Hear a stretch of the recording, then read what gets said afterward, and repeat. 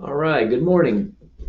So my name is Tony, and I'm studying to take the LSAT in August of 2021, and I am using LSAT Max to do my training. LSAT Max is the course I chose, and just to kind of brief up where we are here, I took the free LSAT. This is an April schedule, but I actually started it uh, something like May 10th, I think, or 11th or 12th or something like that. I think the 10th.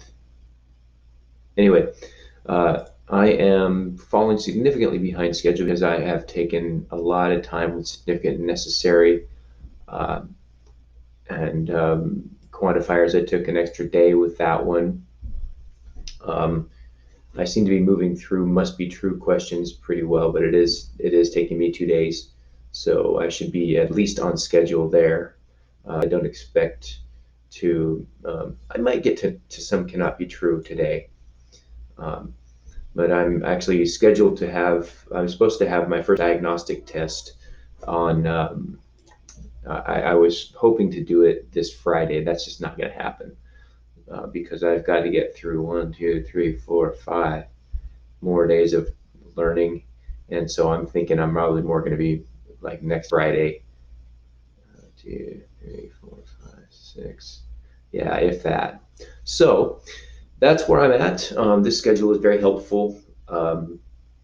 And um, what I've done, what I wanted to talk about today was breakthroughs. So I learned that I was leaning a little bit too much on the video explanations, which they have here in the course. So when you do a question, these must be true questions have not been very faithful about having a video explanation. But in other sections of the course, they have had that. So I'll just go in here into main point questions just because it's earlier. I think they had more video explanations. See, there's not one for that. I wonder if those are going away or, um, hmm.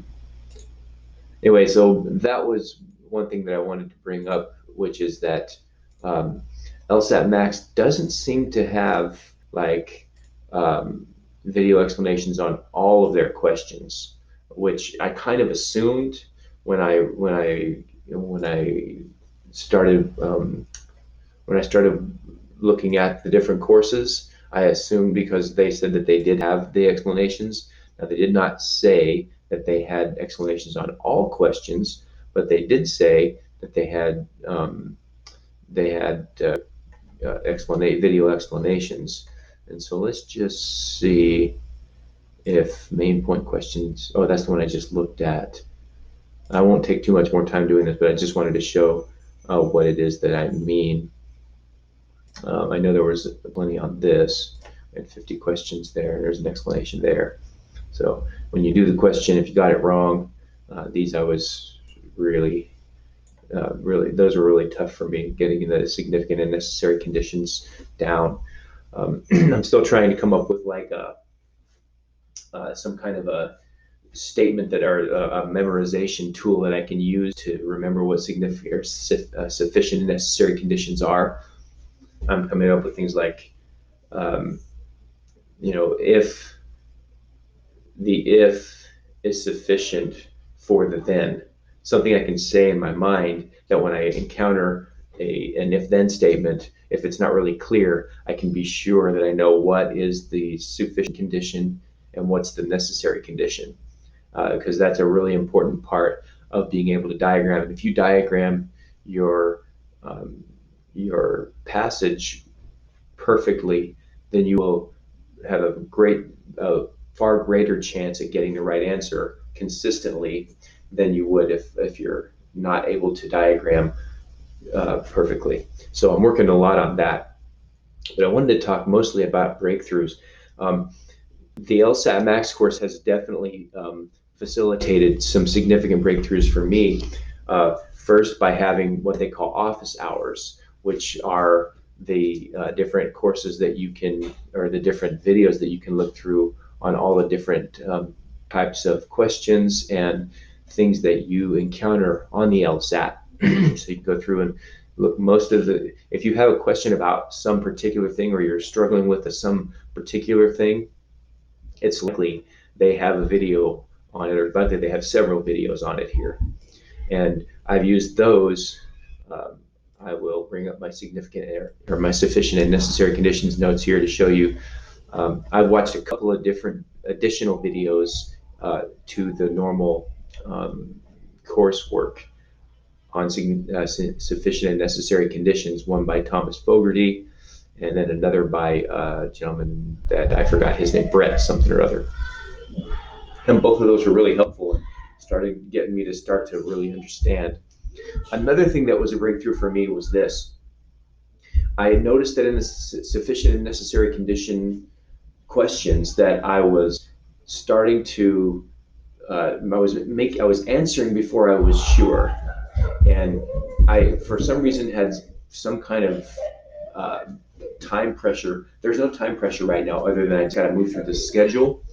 But if I move through the schedule, and here's a sufficient and necessary condition here.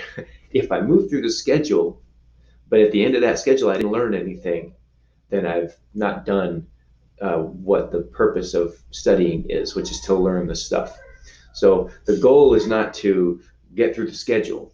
The goal is to be the best LSAT taker that I can be by the time my test comes up. So I've slowed down a lot, and it's sometimes daunting to do so because you're looking at sometimes 50 questions. Like, for instance, these must be true. Maybe that's not the best example. The best example would be the significant or the sufficient and necessary condition questions, because there are so many of them. There's like 50 of them, and each one takes significant amount of time. That might not be the best example, but as you get deeper in here, some of these are really long, and they take a lot of time to diagram the sentence or the passage. And so what I started doing is I would diagram the passage out, doing my diagramming on paper here. And by the end of it, if I didn't have a really high level of confidence that I was on to the right answer, then I would flip my page over and start over and diagram it again. And some of those I did 3 times. I, do 5 to 10 minutes worth of work of diagramming and making inferences based on the diagramming. And just so you probably already know what I'm talking about, but a diagramming would be like you diagram this and you make inferences based on it. And that there is a transitive inference. This is CMT inferring GHSV. So after you diagram the sentence or the passage, you can then, from your diagramming, make inferences from your diagrams. And so you make all those, and then once you get to those done, then you can go down and evaluate the answer choices and the question stem. First, the question stem: what kind of question am I dealing with? Is this must be true? Is this a bizarro where it's like what must be true except? So you've got to do this twisting. So in addition to the diagram, you've got to now twist your brain around to figure out, okay, it's not the one that's the best answer, but it's the one that's the wrong answer is the right answer. It's like so. The point being that I think I experienced a breakthrough when I slowed down and I started just doing the questions slowly. And I don't know why this is here. Try to refresh this, maybe get rid of that thing. Okay, so as I went on down the line, I was a lot better. So somewhere in this area, I ended up kind of slowing down and getting a lot more consistent about getting good answers. You can see green down here. And so I wanted to encourage anybody else who's doing the LSAT, if you don't finish the course by the time you take your LSAT, it's actually better for you to learn the foundational pieces better. It's more significant to your score for you to learn the basics better than it would be for you to get through the course in time and try to, get a bunch of little pieces of information from the other parts of the course that you might not otherwise have gotten. Those peripheral pieces of information that you're going to start building on as you build your knowledge base out are less important than the foundational pieces that you learn at the beginning. And so I'm taking a lot of extra time now to really get these foundational pieces in, so to kind of set the foundation stones, so to speak, and so that I can build a great LSAT house. I don't know. All right, so I'm still working on understanding the nuances of significant or sufficient and necessary. Obviously, can't say it right. I'm coming up with, as I said, things like at the bottom here, if is sufficient to guarantee then, and then is the necessary. I'm just trying to come up with ways that I can say it in my mind, that I can memorize, so that when I come up to an if-then statement or a sufficient and necessary statement, I can say my tool in my mind and hopefully diagram properly. Okay, so my question for anybody watching this video is, does Blueprint have a video explanation for every drill question? Because LSAT Max does not. LSAT Max has an explanation for everyone, so you definitely get this reasons why your incorrect answers are incorrect and the reason why the correct answer is correct.